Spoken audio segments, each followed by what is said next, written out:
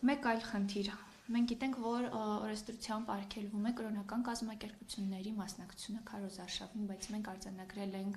Հայ Առաքելական եկեղեցու Շիրակի թեմի առաջնորդ arczepiskopos Միքայել Աճապահյանի կողմից մի քանի դրվագ քարոզչության, ավելի շուտ հակաքարոզչության ուղղված իշխող ուժին եւ ի աջակցություն դիմադիր ուժերին եւ այստեղ արձանագրում է քարոզչության իրավունք չունեցող անձի մասնակցություն քարոզչությանը։ Նմանատիպ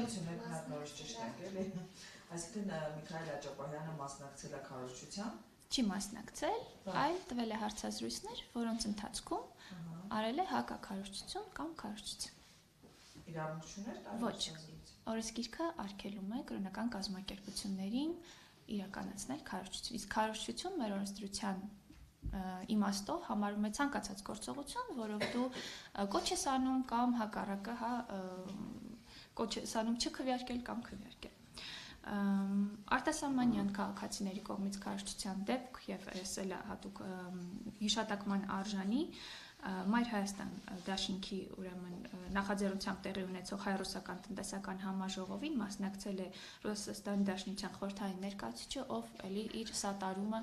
հայտնել է քաղաքական ուժին, որը եւս քարոզչություն է համարվում, ինչպես նշեցի, ընտրական օրենսգիրքը արգելում է օտարերկրյա միջամտությունը, օտարերկրյա քաղաքացիների կողմից քարոզչությունը։ Արձանագրվել են դեպքեր, երբ դիտորդական առաքելությունները, ցավոք պետք է նշենք, ներգրաված են եղել, չեն պահպանել, ներգրաված դիտորդական առաքելությունները չեն պահպանել քաղաքական չեզոքության կանոնները եւ նախընտրական քարոզչության ժամանակահատվածում իրականացրել են քարոզչություն։ Սա էլ խնդիր է ընտրական օրենսգրքի տեսանկյունից։ Եվ իհարկե լրության օրվա խախտման դեպքերը բազմաթիվ են եղել եւ քաղաքական ուժերի եւ նրանց հետ փոխկապակցված ու ասոցացվող ԶԼՄ-ների կողմից։ Երեք ինչ է արձանագրել։